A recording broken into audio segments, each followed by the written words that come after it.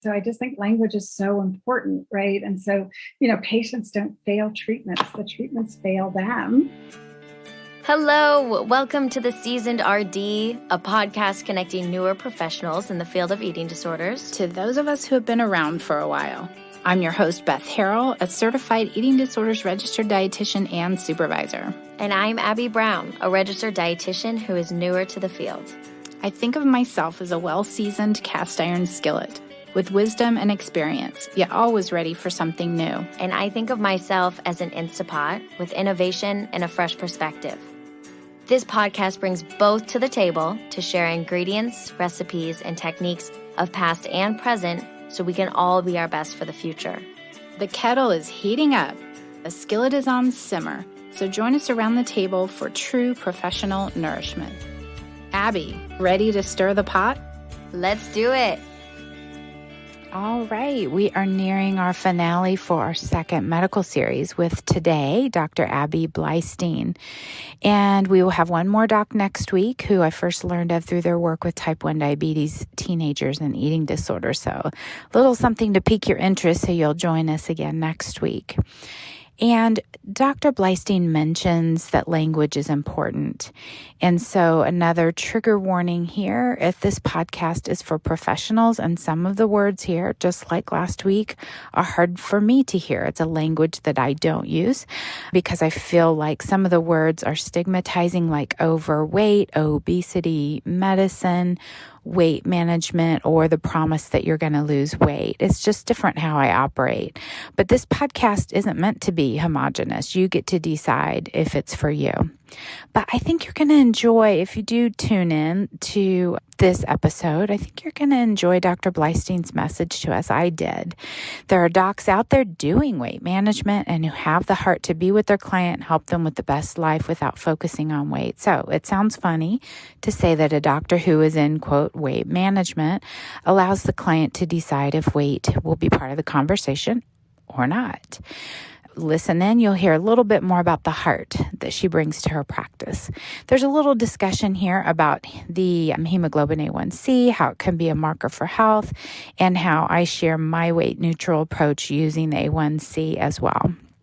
Also, the goal is to live your best life and thrive. And what's unique about Dr. Bleistein is she has her feet squarely in both arenas, in private practice working in weight management and in treatment center with eating disorders, anorexia nervosa, bulimia nervosa, binge eating disorders. So she has a really good grasp of what to look for, and what I hope we can get out of this, especially any medical providers who are listening, is recognizing eating disorders and disordered eating and obesity medicine, or anywhere you practice.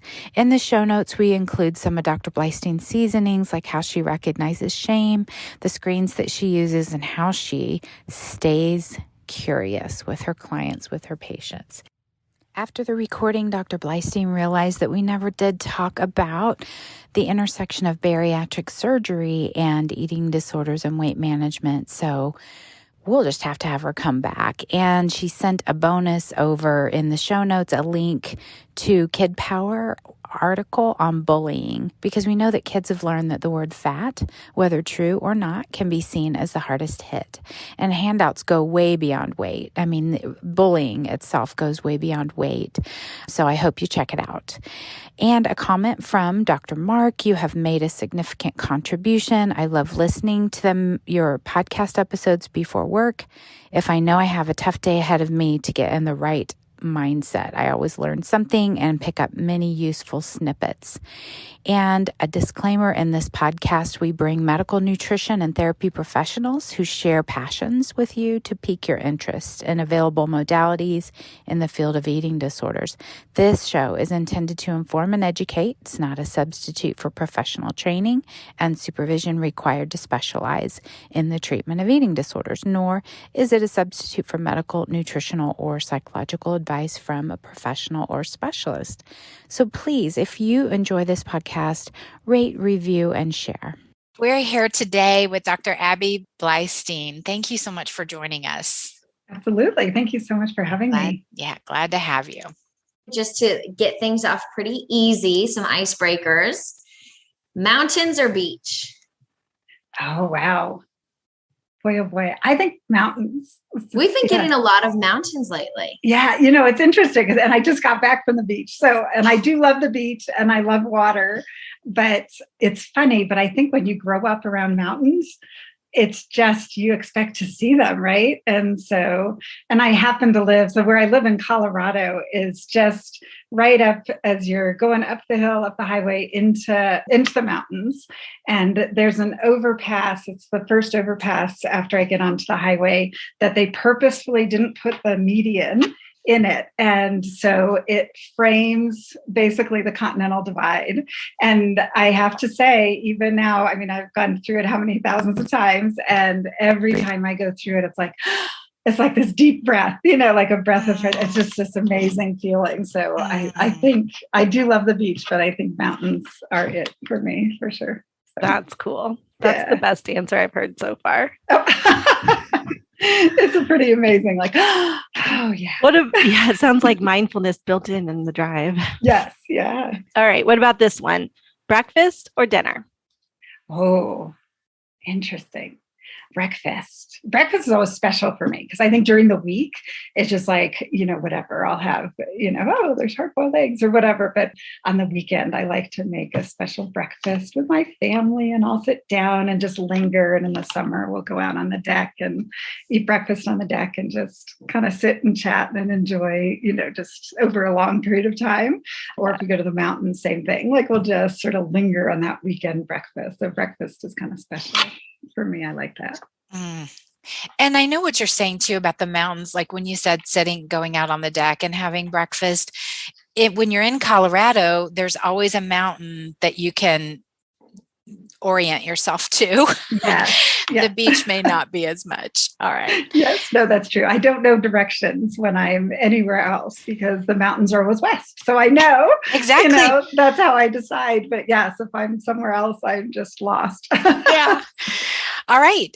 Audiobook or paper book? Oh, I do a lot of audiobook. So I love to read, but actually just because of my timing, I do stuff on audio mostly now. Yeah.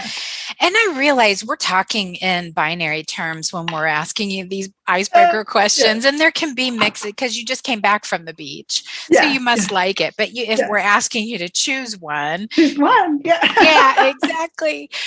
Well, so this podcast is really for people who are in all levels of practice within eating disorders care, or even just thinking about it, or getting ready to take a board exam, or getting ready to start a new job.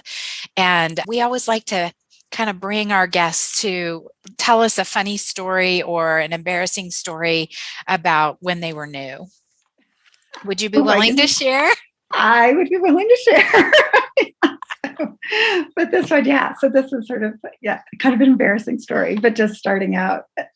And it's kind of the first thing that comes to mind when you ask that question. But when we go to medical school, we have 2 years of kind of clinical science that we do, where we maybe do a couple of patient interviews here and there, but not a lot of stuff. And then the second 2 years, you kind of go out on the wards and start really doing patient care. And so my very first rotation was an inpatient internal medicine rotation.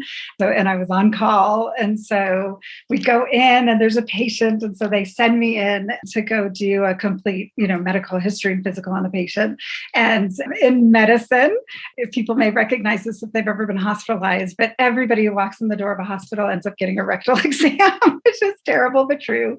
So I knew, that's part of doing my history and physical. So I got, being very careful and thorough and everything. And then I went to do the rectal exam and I was just, this gentleman, and I don't even remember what he had anymore, what he was in for, but I went to do the rectal exam and I was just really struggling and I just couldn't do it. And I told him all the things we learned to say, like, just relax, it's fine, bear down, all this stuff. And I just could not do it. And it wasn't working. And I thought, oh my goodness. And so I had to go out, shamefaced and tell the resident, I can't get the rectal exam, here's everything about the patient, but I just can't seem to do the rectal exam. And she's very concerned. Was there a mass? Do you think there was a mass? I said, no, there's not a mass. I just couldn't do it. And so we chatted back and forth and finally recognized that I didn't use the KY jelly that we normally use to make the exam go smoothly. Poor So I patient. just felt so, oh my goodness. But I promise you, I've never done that again. I bet. That's all it I've took never was had one that. time to learn that one. Yes. Oh my goodness. He took one for first the day, team. Like, oh shoot. Yes, that poor guy. It's just awful. And he was such a trooper. He's like, no, I'm trying, whatever. Yeah. That patient's so generous. I really appreciate you sharing that because look, we all are, no matter what level of seasoning, we all learn things from our mistakes. And so it's just helps bring you to the human piece. Yes, so we got to meet you. Dr. Voss introduced me to you, which was really great because you were doing a talk during the training mentoring session towards certified eating disorder specialist on bariatric surgery and eating disorders. Yes. So it's a controversial topic. And also, I just really want you to tell us, how did you get into that area? And what are your passions right now with it? Yeah. Okay. So that's interesting.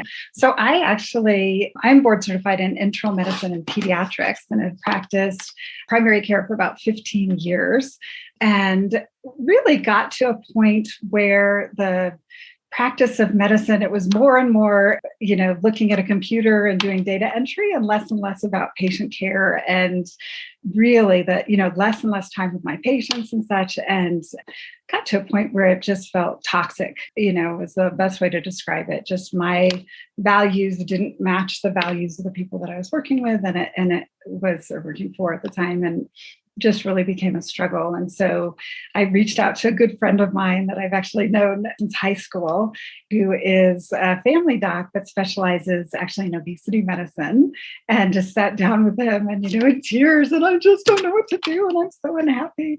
And so he kind of said, come shadow me, come watch me for a day and just see what I do and see what you think. So I did. And the first thing that he did is every time I walked out of a room, he kind of was saying, I just spent 30 minutes with that patient. When was the last time you spent 30 minutes with a patient? Like, oh my goodness. Yeah. So really an impact there. But the next thing that happened was he had a patient who, when she had started the program with him, her hemoglobin A1C was 12.6. So for those not familiar, that's just really out of control, blood sugars, really struggling. And she was back, and I think it might have been even just like her 3-month follow-up visit. Her hemoglobin A1C was under 7. She was off, a number of her medications and just feeling great. And I just thought, this is magic. Like, this is amazing. And this is really the crux of medicine. And so after that, I kind of went to the Obesity Medicine Association board review and spring conference. And it was kind of the first time I was excited about the science of medicine in a long time. It was just nutrition and, exercise physiology and metabolic disease and all these things that were just so interesting, some psychology and other stuff. So it was just really, really exciting. And I brought it back to my primary care practice. And so really just started to use it in primary care. And ultimately I got board certified in obesity medicine and just, decided that really I wanted to look at what would be, if I were going to create a practice that had the best opportunity of helping people with sustainable lifestyle change, what would that look like? And so I created my practice, Healthful Life MD, really with that goal in mind. And so I see everyone for medical history and physical. I have a dietitian, a certified nutritionist in the program. I have 2 health psychologists, and one is a certified eating disorder specialist, and the other one specializes in chronic medical disease and also in sleep problems.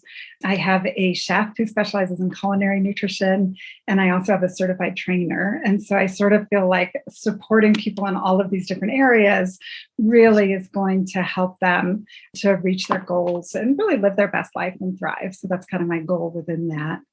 I continued practicing a little bit of primary care as I started that.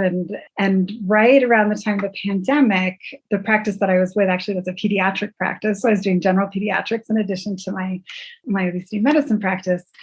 That basically the numbers dropped and she couldn't keep me on anymore. And so I kind of reached out to my community and looked for other stuff going on. And I connected with a physician, Jen McBride, who said, "Hey, we have openings here at the Eating Recovery Center." And so looking at that, and so I actually took that position as well. And so I work as part of the medical team caring for patients with eating disorders who are in residential treatment. So adults and kids in those programs. And it's just been this incredible experience for me because it sort of has rounded out, or I feel like it's rounded out my practice. And I really sort of look at some of this stuff as almost a spectrum of disease, So on the one hand, we have patients, with obesity and struggling with that. And then we have patients with eating disorders, anorexia and bulimia and such. And it's interesting because the science, like a lot of the neurochemistry is almost inverse. And, so it really has been a fascinating journey. But the other thing it did is it really helped me to recognize eating disorders and disordered eating in my own patients and my obesity medicine patients. And so to really be able to bring those skills back and support those patients with that, it has really been, eye-opening, but a great experience, providing them, I think, better care. Yeah. I mean, just having you here with feet in both areas. And again, I don't want to be too binary about it. Like you mentioned that it's the spectrum, like a continuum. Mm-hmm. And some people have a problem with calling obesity a disease state, Mm-hmm. but I'm just really glad to be talking to you because you can share with us what you've learned, what you're applying towards. Are you half time at each or? Yeah. Mm-hmm. Okay. Yeah. Okay. I love that concept of a spectrum of disease. I've never heard anyone say it that way, but I think it's beautiful and it encapsulates so much because we were talking earlier about how sometimes we feel like we're on two different sides, the weight management, obesity, and then the eating disorder, anorexia. And really, we're all fighting towards the same thing. And really, they're the same thing, Yeah. And so that concept that there's this spectrum and that you can move across it and have different parts of it and swing from one side to the other or stay in the middle and go all over is I think really helpful just visually. So I like that idea. Yeah. And I really think our goal is, my goal for my patients is always the same, but I want them to live their best life and thrive. And those patients are not, right? And so, so we're really, my goal is to help them and whatever that means to get them there. And it's really interesting as you kind of talk to patients and their experience, and for example, their experience of hunger or their experience while they're eating, and I see patients with anorexia, the process of eating is what causes the anxiety and distress. So eating food causes distress. Whereas for a lot of my patients, who carry extra weight and whether they have kind of disordered eating or even things like binge eating disorder, it's the hunger that causes distress. And it's that same level of anxiety and urgency and distress around it, but it's a different problem. And so it's really, really interesting to explore sort of the perception of hunger, in people. I think it's very different, everyone's perception of hunger and how that impacts them, how their emotions and things react to it. It really varies. It's really individualized. And so I just think that has been an interesting observation as I've worked with those sets of patients. And this, kind of like Beth was saying earlier, can be a controversial topic, but we should all be open to learning, and who better than you? Like your feet are on both sides, and even like these few nuggets you shared already are so helpful and valuable. And, maybe it doesn't need to be so controversial. Yeah. I mean, the the part that I struggle with binge eating disorder is that it is painted as an obesity problem, where the first famous person who opened up about it because she was getting paid by a pharmaceutical company was tennis star, is it Monica Seles, who clearly had binge eating disorder, but was very fit. And so when we're talking about a spectrum, it's not necessarily about weight. It's not about weight. Yeah. Right. Yeah. So some things, Dr. Bleistein, that you and I talked about were some language that you have learned to apply to all your patients that you found was a little damaging, or not necessarily damaging, just something that you noticed as you're working across both sides.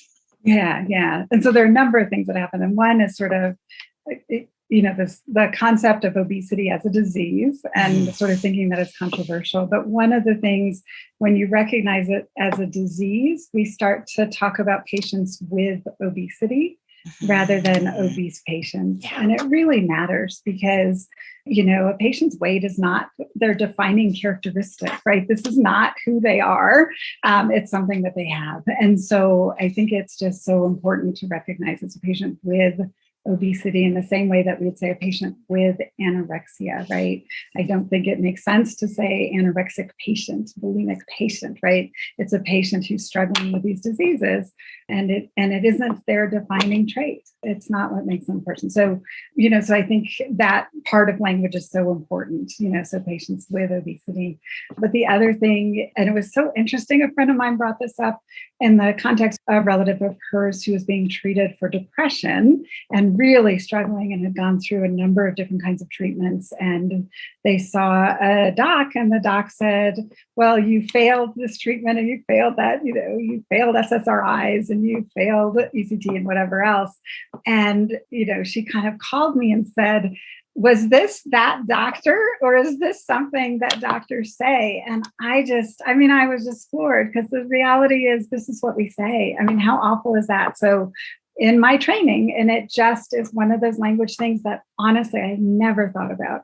It just, oh yes, the patient failed XYZ and we need to try something new or whatever.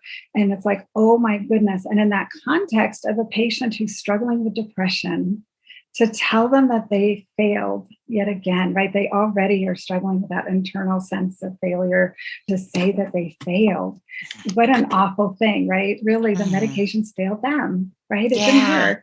And so to put that on them. And so I just think language is so important, right? And so, patients don't fail treatments. The treatments fail them. And we have to figure out how we can help them, find something that will work for them and be successful for them. I imagine in obesity work, similar to depression, they're probably coming to you feeling like they failed their entire life by not having the right body shape or size that America wants them to have, or the world wants them to have. And so they're already coming in with probably a lot of notions about self-worthiness and being a failure. So when we use that in the medical setting, I could see how that'd be extremely impactful. Yeah. Were you brought up that way too, Dr. Voss? Was that something that you were taught, that the patient failed the treatment, that language?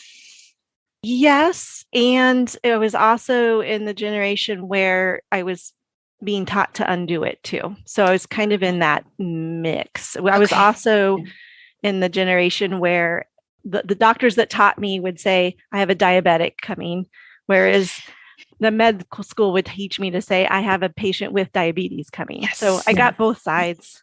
But there was, I think, is a push to change that out of respect. And just like you said, it's not what defines them. No. And that hemoglobin A1C of 12.6, you can see that in people of a lower BMI.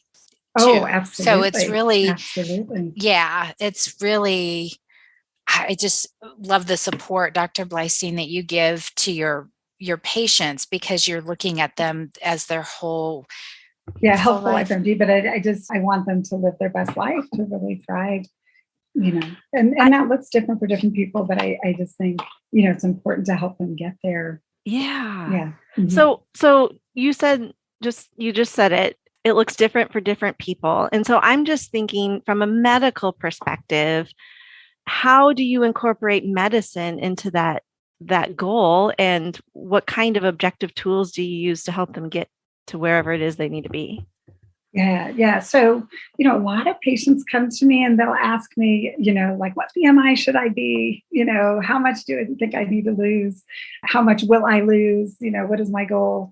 And what I tell patients is, you're going to be successful with this. You're going to lose weight, every week, but you're also going to just feel better and better as the weeks go on. And at some point, you're going to tell me, I'm good.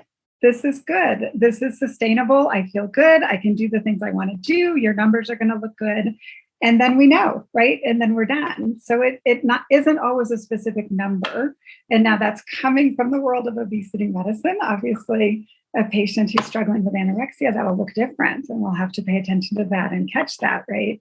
But I think in general, for the patients that I'm working with, that's the real process, is that, and so many patients will tell me, I don't need to be a size 5. Like, no, you don't, right? Like, that's not what but what do you really want? And so I really talk to patients about, what is your goal of going through this process? And weight is not a great goal, because it's not a good motivator, long term. And for most people, no matter what weight you're at, you kind of feel both like, I'm too heavy. I wish I could lose a few pounds. And you also feel like, this is fine. And I can do what I want to do and it's okay. And that's true no matter what weight you're at. And so it's, so looking at weight as, weight as the goal, or the number as a goal, is not really helpful. But I tell people, how is your life different when you're eating healthy? How is your life different, when you're moving better, when you don't hurt as much, when you're feeling better? How is your life going to be different as you make these changes? And those are the things that are going to help you long term.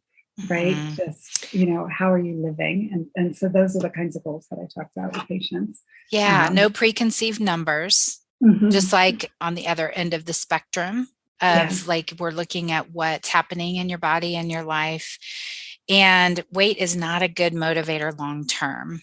Yeah. And is it sustainable, right? Is it sustainable? And that's the big piece that, to play devil's advocate, is weight inclusive care includes, if I have a client who has type 1 or 2 diabetes and we're looking at hemoglobin A1C and their weight is high on the BMI, we can see improvements even without weight loss. Because I guess you may be more successful with weight loss when you're saying you will lose weight when you're talking to them. I don't tend to focus on weight, but I do focus on the health measures, which is, okay, what is the goal of your diabetes? Is to get the hemoglobin A1C down. Let's not weigh you. But these are, again, kind of the binary, like, I'm going to weigh, you're going to weigh, I'm not going to weigh them, and we're going to measure outcomes. Yeah. And even in my practice, I have some patients, especially if they're struggling with an eating disorder, where I say, are we going to weigh today? And they say no. And I say, okay, right? Like, we don't have to weigh, because what we're really focused on is the behavior and the lifestyle and the changes, right? How are you doing? Are you getting your nutrition in?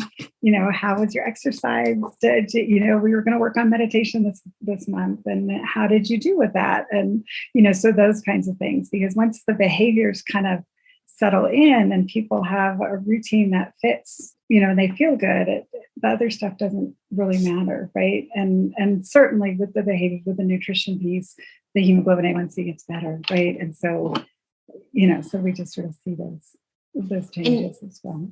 You mentioned that on your team, you have, of course, dietitians and all of that, but that you also have, what did you say, a sleep specialist or?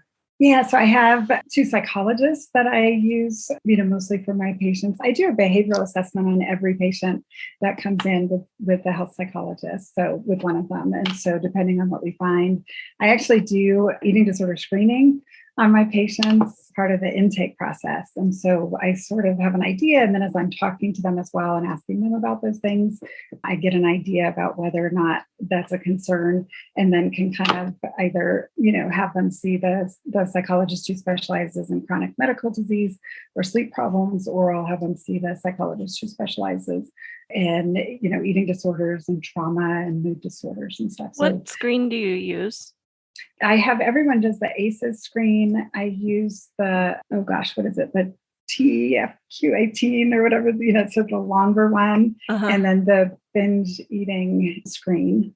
Okay. So it's like 18 questions. So those are the three that I use. And then you sent those to me. Talk to people, so that, so I did send you just a PDF, which includes also the BED7, but a bunch of different screenings more specific for binge eating disorder, or eating disorders around carrying extra weight. So yeah. What about the kid? Well, I say kids because I'm an adolescent, but adults, teens, young adults, fill in the blank, that maybe have been high and they've struggled throughout their whole life. And maybe they needed or did not need to actually lose weight. It doesn't really matter, but they were told by a professional, usually a doctor, that they're overweight and they need to lose. And so they do all these things and they lose weight and they go down really rapidly. And then they come and you screen them and they say, oh, well, you're really unhealthy. You've got an eating disorder. And the population I'm thinking of is an atypical anorexia nervosa type picture. And then they come in and they say, but I've done everything you've told me. And now you're telling me that I did it wrong. How do you talk to and kind of undo those thoughts about right and wrong and the binary and the concept that where their weight is determines health instead of health determines weight?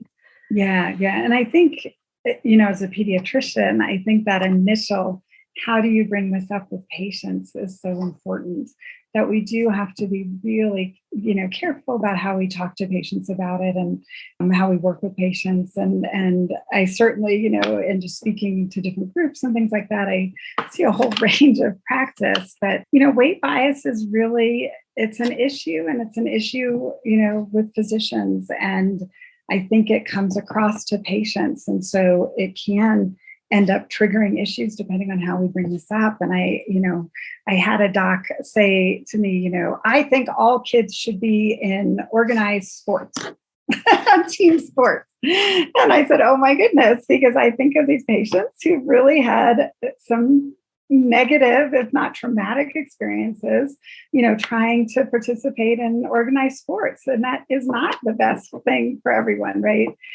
So I think that as you approach a patient in pediatrics, I generally kind of, look at the growth curve and look at how they're growing.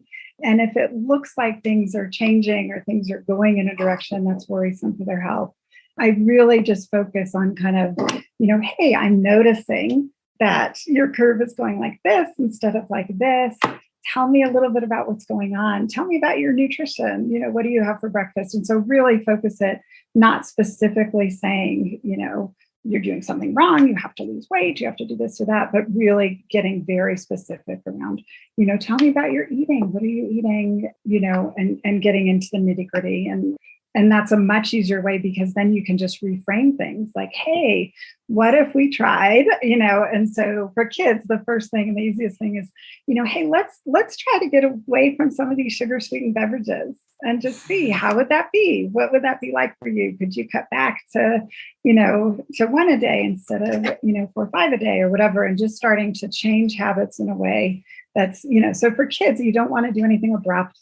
And you can make suggestions over time, trying to change, 1 or 2 habits over time, and not specifically, I don't usually tell people, oh, you're obese or you're overweight or whatever. With kids, I really focus on nutrition.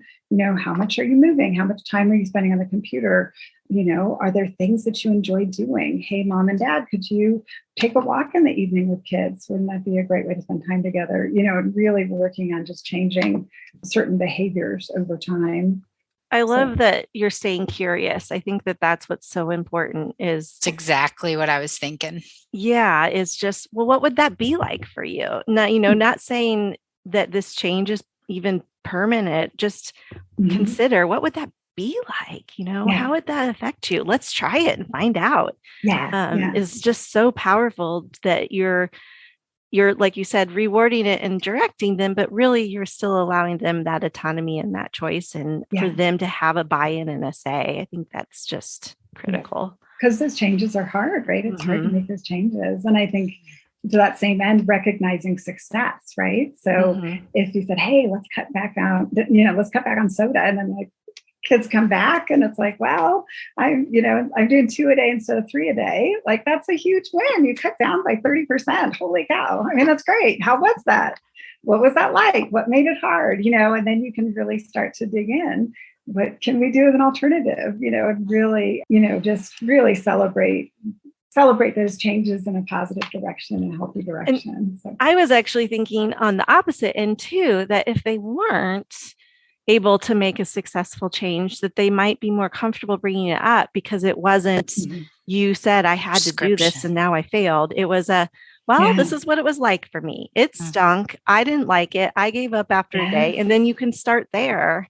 Yeah. And what made it hard? What made that so hard? Give them permission to not be successful right away. And And what role is that playing or whatever? And a lot of times there's reasons too, like what happened, I had 3 different birthday parties in the time that, this happened and, or going out with friends and that's what we do. And, whatever it is, it just, usually there's something going on and you can kind of capture that and figure out, wow, that sounds hard. This wasn't good timing for this, was it? Right. And then we can kind of figure out how do we incorporate this in another way and, And like you were saying earlier, towards the beginning of your career, you didn't get a lot of face-to-face time with patients. And now you have, X amount of time. I'm sure that makes such a significant difference. It's a huge difference, just a huge difference in how much I can help people, but also it's just much more satisfying way to practice. Right? And if you could see, you may be able to hear in Dr. Bleistein's voice the smile, but if you could see her, she just is like, this is where her happiness is, where she can make a difference. Yeah. How do you fight insurance then? So my practice, I don't take insurance anymore. So and that was a huge, difficult decision for me to make. And I do, because I recognize the people who probably need my services most are the people who can afford it least. But I just feel after being in primary care for so many years, that the system is broken, it's unsustainable. And the reimbursement doesn't cover the cost.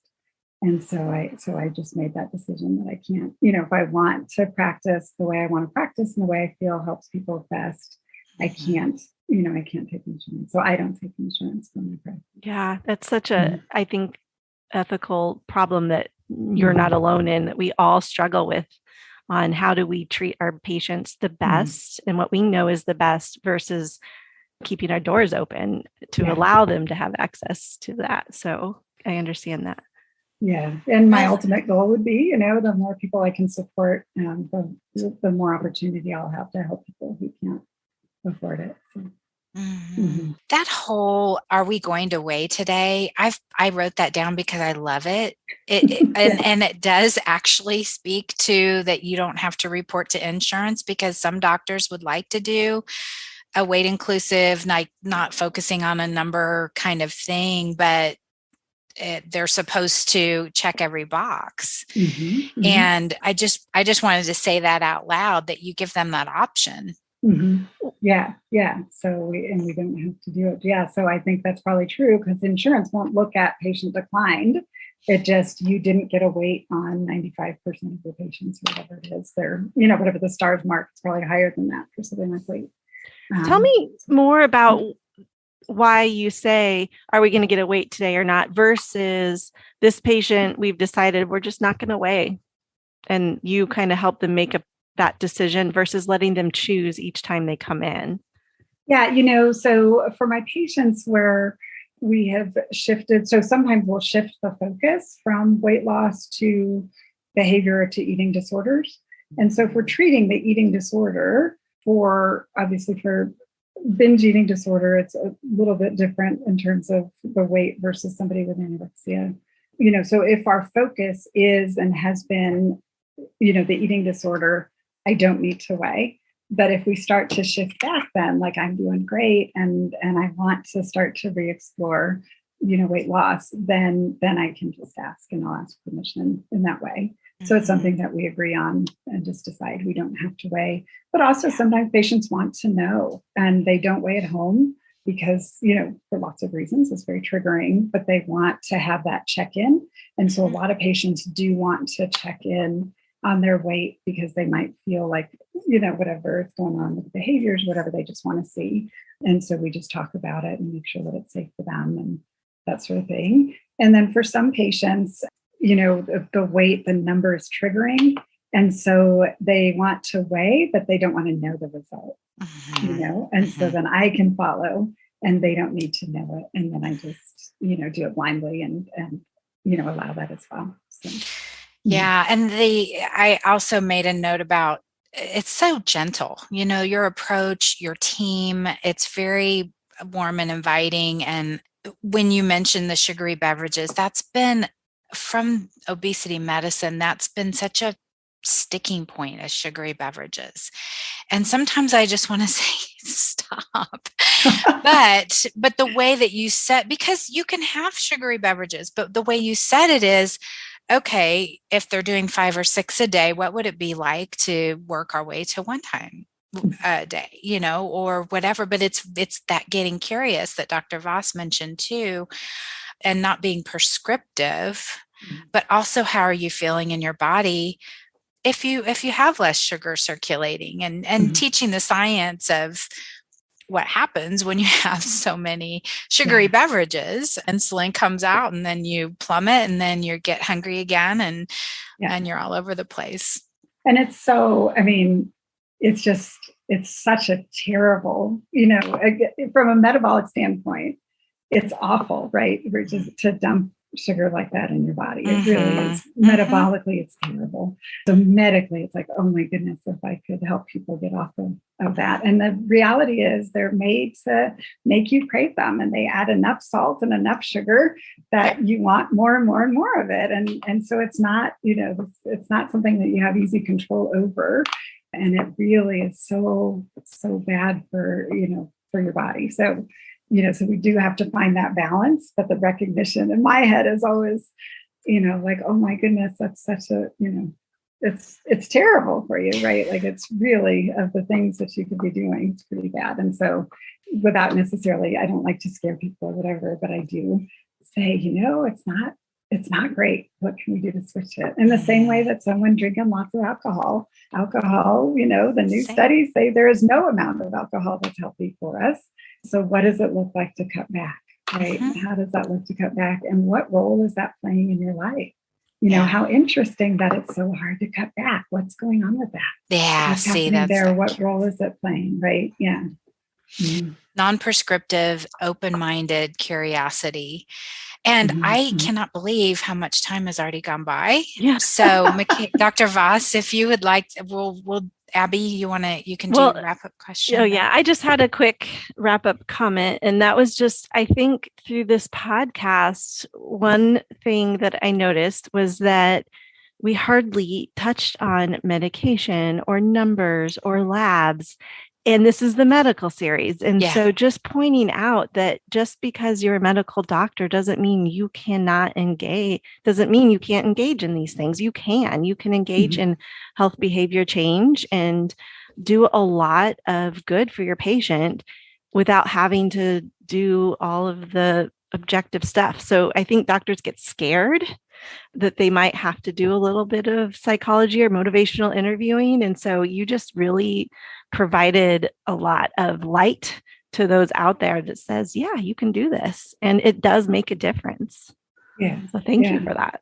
Yeah. Yeah. And I think, we always kind of say, oh, there's the 4 pillars or whatever, but I do believe that this is such, there's so much around, the behaviors and other things, the exposures and triggers, and there's lots of different things that happen that create the struggle for people. And so I do like to engage people, in all those aspects. So, and that being said, there are some medications that have really made a big difference for patients. And again, it's that perception of hunger piece.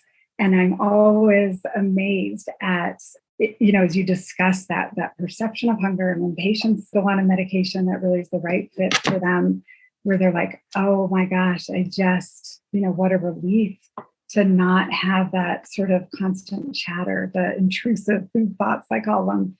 So that experience of, with sometimes for patients can be really life-changing as well. So, so certainly that is part of it, but there's a whole big world that's more than just that, So I think, and even the medication, all those pieces together, the way you're talking about it is about how it affects that big world, not how does it affect your weight. And so just the whole concept that we are this multi-complex, psychosocial, dynamic person that deserves respect in all areas is just wonderful. Mm-hmm. Yeah. No, Abby, I know you have a question. Sorry. Yeah, no, you're fine. Such wonderful things to learn from you. And if we can just sneak one more nugget, if you were to take yourself back to entering the field of eating disorders, what do you wish you would have known then that you do know now? Yeah, I really was not aware of how common it was, how prevalent it was, how to ask or talk about it. So, my exposure and training and in primary care was fairly limited. And I think fairly limited because I didn't know to ask, or didn't have time to ask, or didn't ask the right questions, recognizing the shame associated with disordered eating and eating disorders, but just that it can't, it's probably more prevalent than what we realize until we ask. So that's really been eye-opening for me to just start to ask the questions and really see what's going on with patients, to realize, what's happening there, I think. Oh, I'm so grateful for you, for your time with us today, Dr. Bleistein. In this medical series, we're kind of going there. We're going into the obesity world where many folks with eating disorders experience. Practitioners can't say the O word, and that's how they'll describe it. And so I think that you've helped debunk some of the myths around obesity medicine today, and I really, really appreciate your time with us. Thank you. Well, thank you so much for having me. It's wonderful talking with you. Let's lean on each other and learn from each other so we can grow together as professionals in this field of eating disorders. If you want to connect with me for supervision or membership with monthly content, please find me at bethharrell.com/professionals.